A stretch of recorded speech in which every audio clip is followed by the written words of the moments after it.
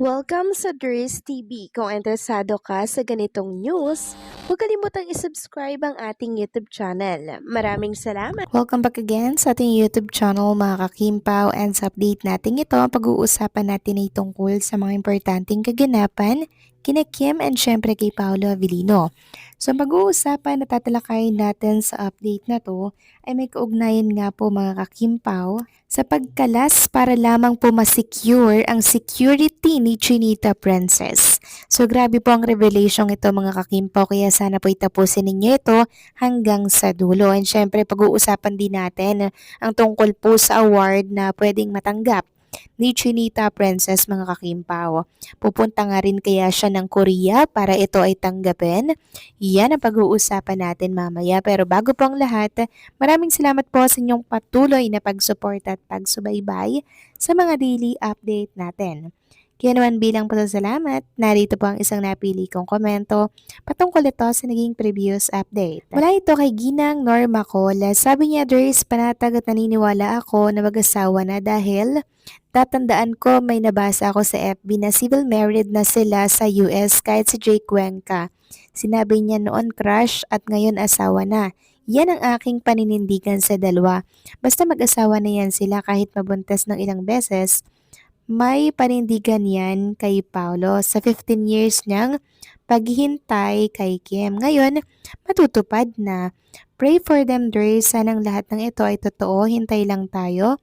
God bless us always, and thanks, Dries. You always there for us. Love, KP always. Maraming salamat po sa inyo komento. Ginang Norma Cola, yes, tama po kayo dyan. Sana nga po ay totohanan na po talaga itong mga nababasa natin sa mundo ng social media. Diba mga kakimpaw? Kasi naitapik na rin po ito ni Odi sa kanyang vlog, diba mga kakimpaw? Pero still, tahimik at hindi po binabasag ito ni Kim and Paolo, mga kakimpaw. So silence means yes nga ba? Diba? Naiintriga tayo sa mga ganyan eh. Parang ang daming dapat ipaliwanag ni Kim and Paolo, pero nananahimik po sila. Pero masaya po tayo mga kakimpaw ha, kung yung mga lumalabas sa social media ay may katotohanan, kasi isa po talaga sa wish natin ay malapit-lapit na pong matupad. Yung iba natupad na. Ngayon meron pa tayong isang wish. 'Di ba mga kakimpaw? Walang iba kundi yun ay ang endgame. Makasal po sila sa simbahan. Church wedding dito po sa Pilipinas. Kaya pray lang po tayo mga kakimpaw sa mga gusto nating mangyari kay Kim and Paolo. So maraming salamat po sa inyong komento. Ginang Norma Call, God bless at mabuhay kayo. So ito na nga, pag-usapan na natin mga kakimpa, mga topic na nakalap natin sa update na to, at tunahin na nga nating pag-usapan ng tungkol dito sa pwedeng matanggap ni Chinita Princess na award pag nanalo po siya sa IMBC Awards mga kakimpaw. So yung nomination po ngayon na kung saan si Kim Chiu po ang nangunguna. So merong nagtatanong kung pupunta rin daw ba si Kim ng Korea para tanggapin ang award. Ayun nga, dito sa post, may mga nababasa ako na wrong information about the second IMBC Awards. Ito po ay walang red carpet event sa awards night. Pag nanalo si Kim Chiu sa IMBC Awards 2026, ay makakatanggap po siya ng trophy gaya nitong nasa picture, pero hindi siya rarampa sa South Korea para tanggapin ang award niya. Hindi po ito kagaya ng Seoul International Drama Awards kung saan si Paula Avellino ang nanalo at tatanggap mismo ng award niya sa October sa South Korea. Pero isang karangalan kung ipapanalo natin si Kim sa second IMBC Awards 2026. Keep voting for Kim Chiu sa Idol Champ app. So yun naman pala yun mga kakimpaw. Iba po pala ito sa Seoul International. Yung kay Paula Avellino na kung saan maglalakad sa red carpet. So parang ito, ipapadala lamang po yung trophy kay Chinita Princess. Kaya keep voting and supporting Chinita Princess for IMBC. Samantalang next topic naman, pag-usapan naman natin mga kakimpaw, ang tungkol dito sa spluk or sa revelation po ng isang kimpaw dito po sa Facebook. Sabi niya, alam nyo, isa sa nagpapa-excite sa akin sa bagong movie ng Kimpaw, yung director nila, di kalibreng cinematography. Tapos, eto pa mga kakimpaw, ang sabi niya, Pau is so smart.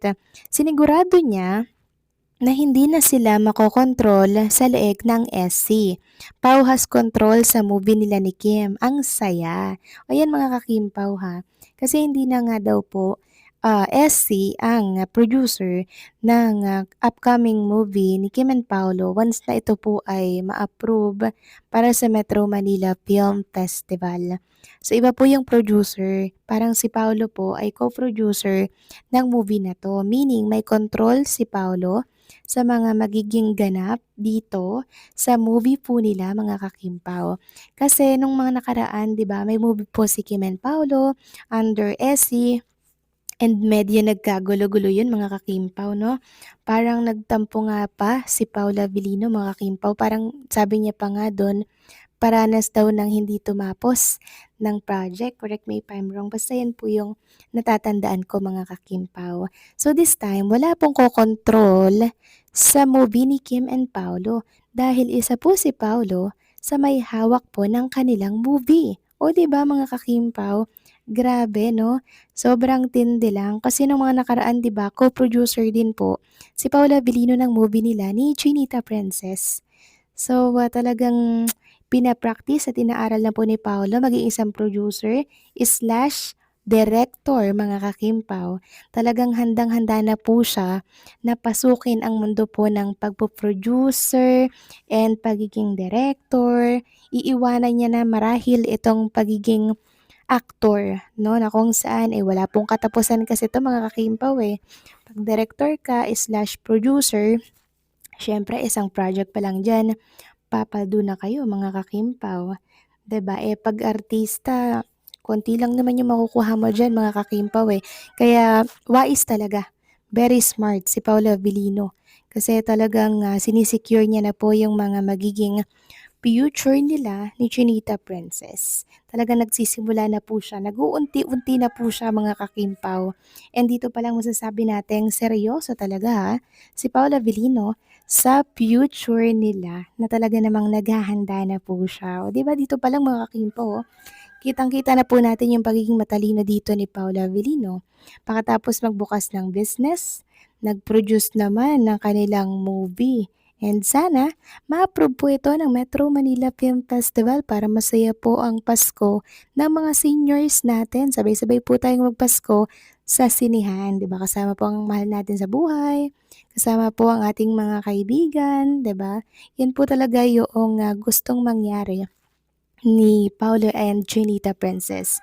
Isang magandang regalo po ito para sa lahat. At maging si Eric John Salot nga po na taga-ABS-CBN ay hindi na rin po makapag-antay dahil ito po yung wish niya mga kakimpaw para kay Kim and kay Paolo. Ngayon ay granted na rin sa wakas. So ang problem na lang natin, sana po ay makapasa ito sa screening ng MMFF. So kayo ba mga kakimpaw, anong masasabi ninyo dito? Please comment down below.